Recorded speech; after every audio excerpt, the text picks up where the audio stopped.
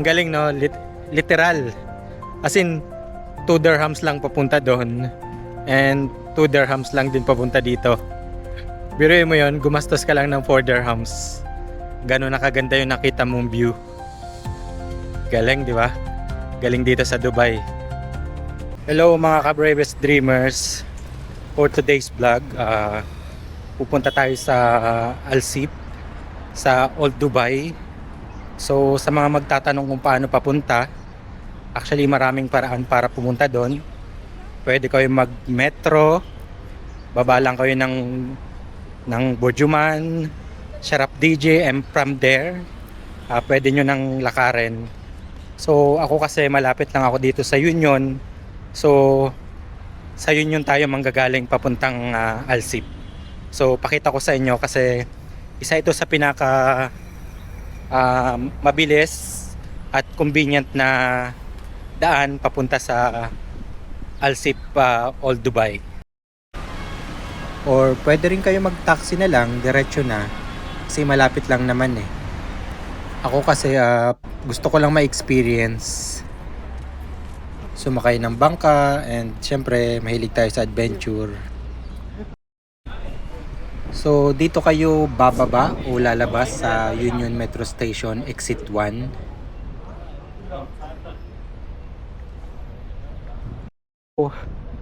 Pagdating nyo dito sa Union Metro Station Exit 1, so lakad lang kayo ng konti papunta dun sa, ayun, parang tandaan nyo yung Radisson Blu Hotel na yon. So tawid lang muna kayo dun.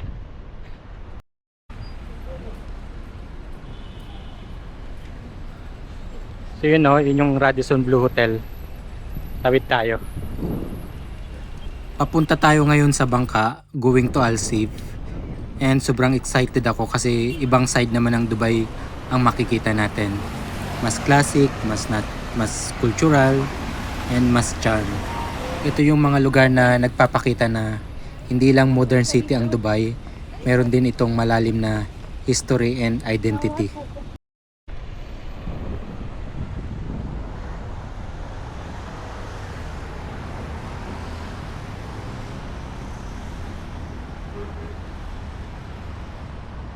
So sa likod lang nito nung Radisson Blu Hotel. So maglakad lang tayo papunta sa likod.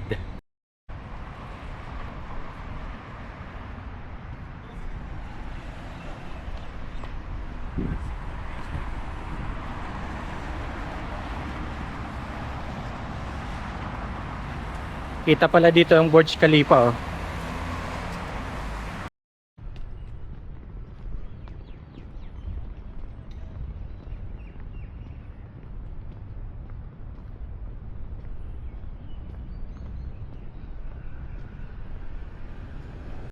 Radisson Blu Hotel, tapos Dubai Municipality.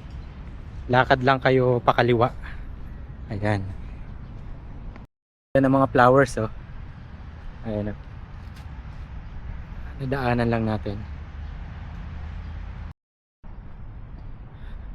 Dito pa left side. So ayan.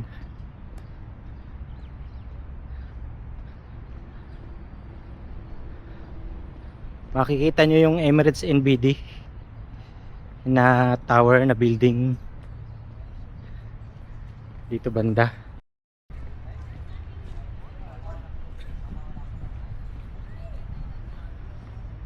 So dito na yung sakayan ng boat. Ayan, o, papuntang Al Seef, Banyas Station.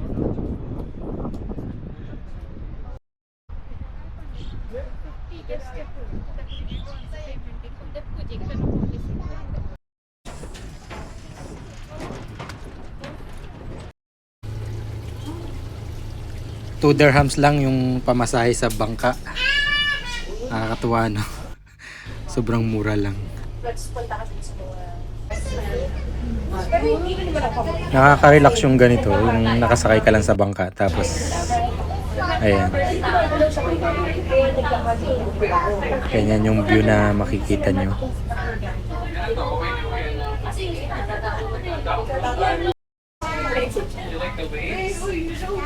nga, ayoko na ng politics sa maano yung puso. Pag ano lang, pag So yun na, ang bilis lang pala nung biyahe sa bangka. Nasa 10 minutes lang.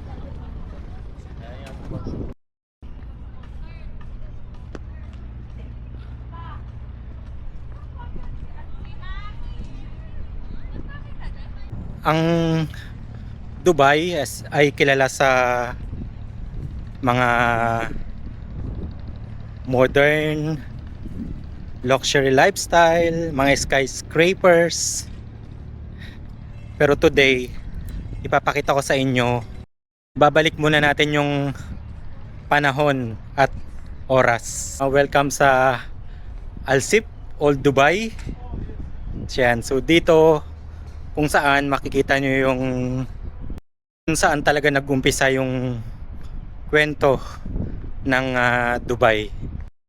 Minsan kasi, 'di ba, yung pinakamagandang journey hindi lang pagpunta sa bagong lugar, kung hindi sa pinagmulan, sa pagbalik sa pinagmulan ng Dubai. So yun guys, welcome to Al Sip. Ikutin na natin, ipapakita ko sa inyo. So pagpasok nyo dito sa may entrance, may mga food stall na. Ayan o.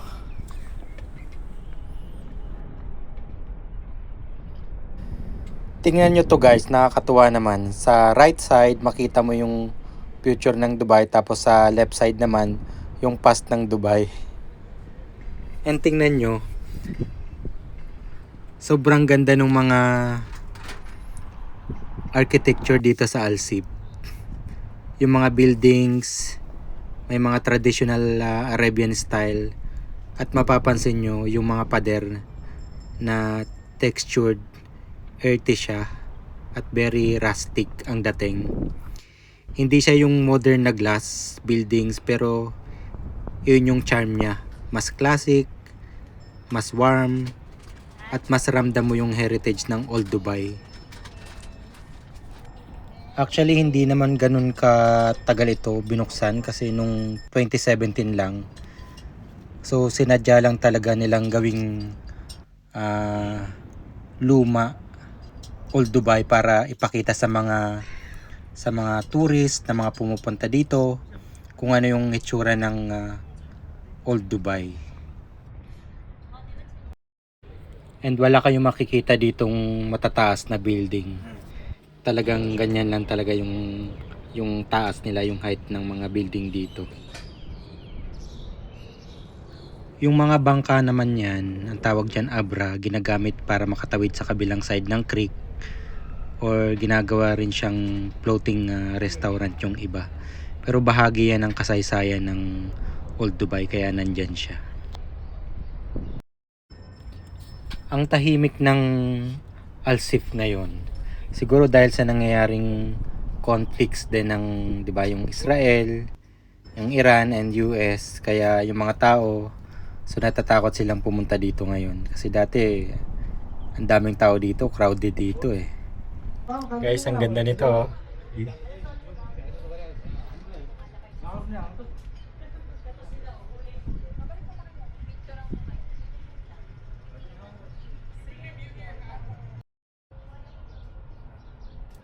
Ganda guys, oh. Wow.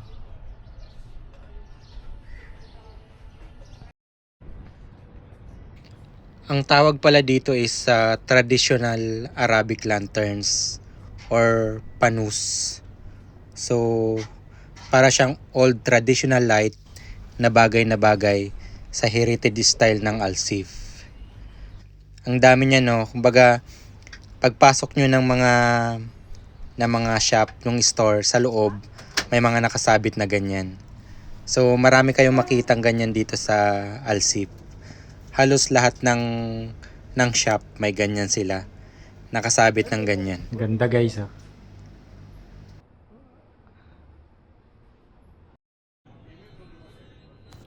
Wow. Wow.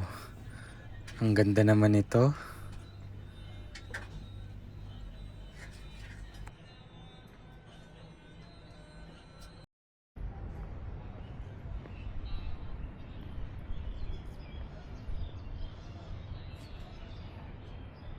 Ang ganda ng mga paintings, oh. Ayan.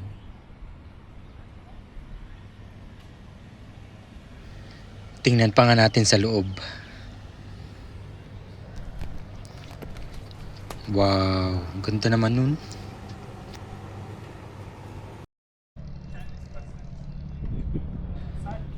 Grabe talaga guys, no? Halos walang tao. So, kawawa din yung mga nagtitinda dito. So, parang walang business. Sa ngayon, oh, walang mga masyadong tourist na pumupunta.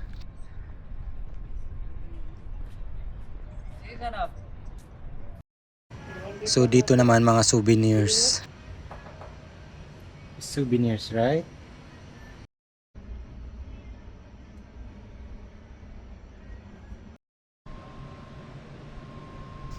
Ang ganda rin ng mga design ng mga plato and baso nila dito. Old style. Ano to? Ganda, oh. Wow. Different kind of stone.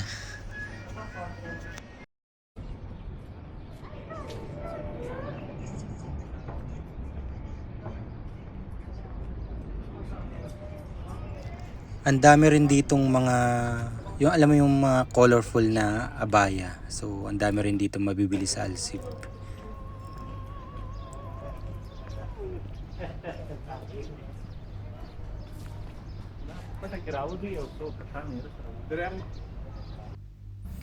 Ito, may mga bag din na handmade to eh. Kaya matitibay talaga tong mga to.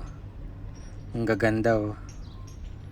So, ang daming ganyan dito sa Alsip din.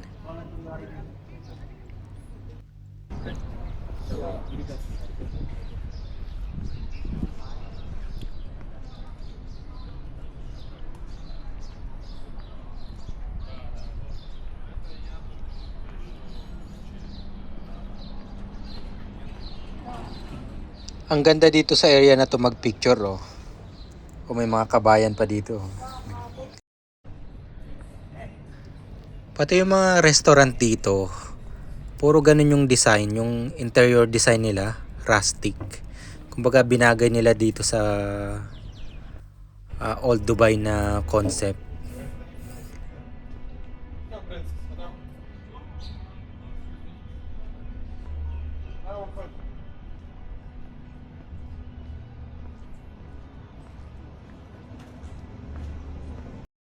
What? I'm sorry? These bottles we put oil in it.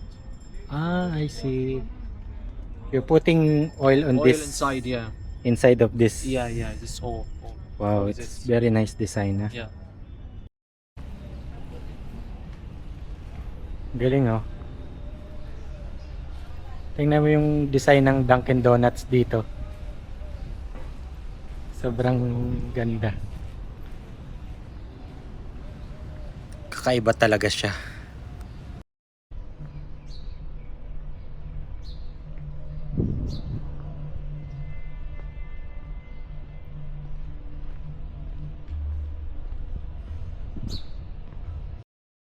Meron ditong McDonald's din, no.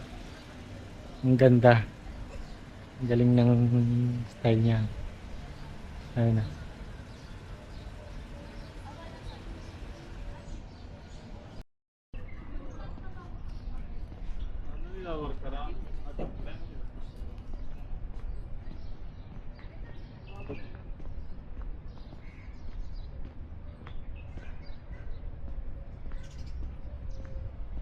Ito yung Starbucks dito. Sa Alsip. Sobrang ganda.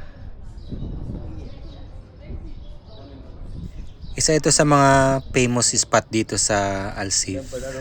So ang daming nagpapapicture dyan. kumakain dyan sa Starbucks na yan kasi nga sobrang unique sa lahat ng Starbucks sa buong mundo.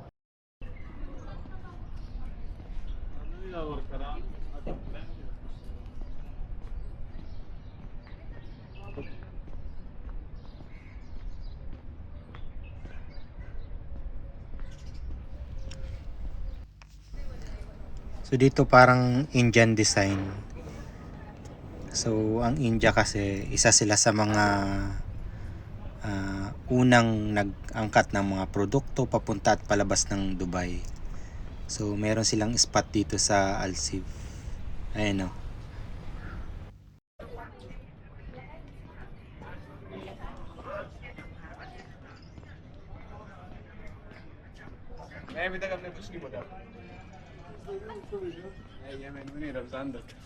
उसके बाद फिर दूसरा फैसला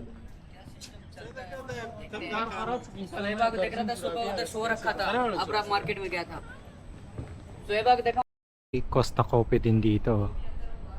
Ganda ng design nila. Wow, ano to? Ang dami naman mga antique dito. Ayun o, kung gusto nyo ng mga pang design, decoration sa bahay, mga collection. Ang dami dito sa Al Seef po. Wow, grabe. Ang ganda naman nun.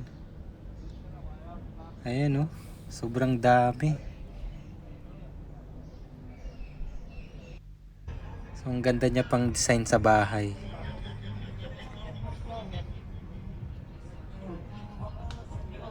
Wow.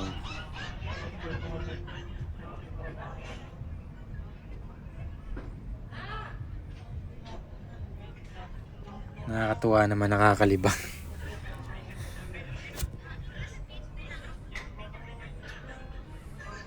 Ang dami oh.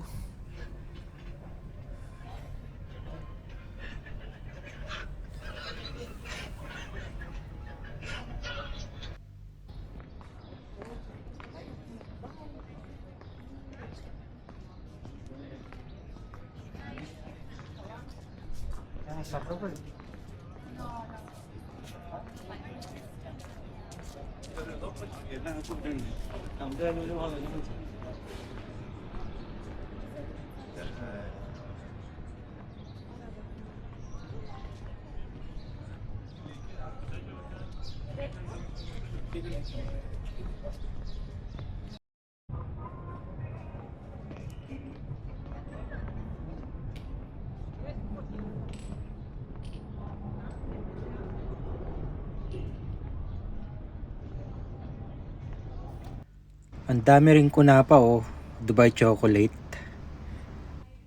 And mga spices, ang dami. Ang ganda tingnan. Ang alam ko lang yata dito, yung turmeric, tapos red chili powders, yun lang. Ang bango naman nun. Parang aroma ng cinnamon at cloves. Ang kulit ni kuya, meron din daw Viagra. Spices na Viagra. Grabe. Sobrang laki pala nito. Feeling ko kanina pa ako naglalakad pero hindi siya matapos-tapos. Sobrang ganda. Makikita mo talaga kung ano yung sinaunang Dubai, dating Dubai. CR nga muna tayo. Pakita ko na rin sa inyo kasi makaluma din daw yung CR nila dito. Galing na yung toilet guys. Oh. So, makaluma. Tapos tingnan nyo to. Ayan o. Ang flash. Galing. Ngayon lang ako nakakita nito. So finally, ayan. Ito na yung pinakadulo. Ayan. So wala na. So nalakad natin yung buong Al Seef Old Dubai. So may ganito rin dito sa kabilang entrance. Suk Alsip. Yun mga ka-bravest dreamers, uwi na tayo.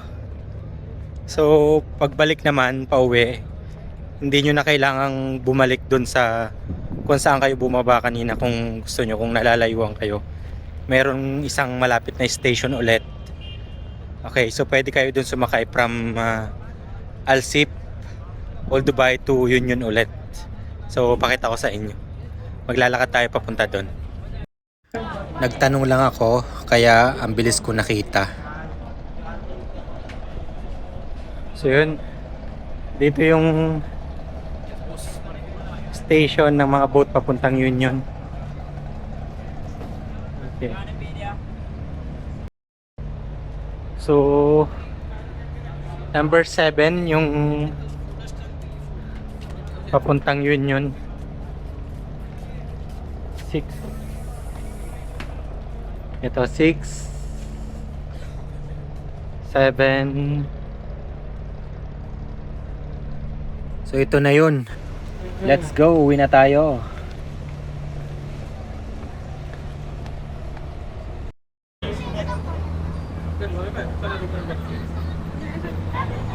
Ang ganda ng view sa gabi oh. Ayan, ang ganda ng ilaw ng mga building. So yan. Yung boat ngayon na pabalik, bukas siya, ayan oh, open. Yung kanina yung sinakyan natin, naka-close siya eh. Mas okay yung ganito. Yung naka-open yung boat. Ayan oh. Nakaka-relax talaga sumakay ng bangka.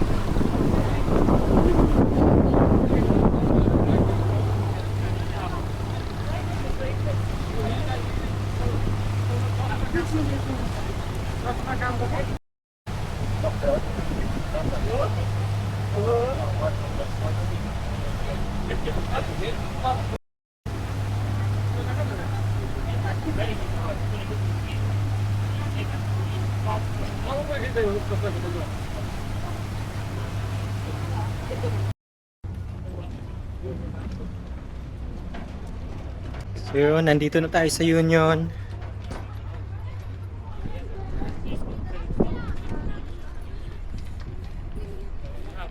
Same lang. Ibang station yung sinakyan ko dun sa may Alsip, sa Old Dubai. Pero dito rin ulit kami binaba sa Union Station. Yung kanina, ayun o. Ayan yung Radisson Blu Hotel. Okay, and Dubai Municipality. So, ganun lang kadali. Ang galing no, literal.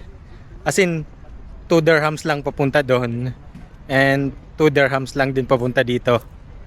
Biruin mo yon, gumastos ka lang ng 4 dirhams. Ganun nakaganda yung nakita mong view. Galing, di ba? Galing dito sa Dubai. From the past to the present, ito ang the soul of Dubai. At para sa ating lahat na patuloy nangangarap at naglalakbay sa iba't ibang bansa, always remember, we are not just travelers, we are bravest dreamers.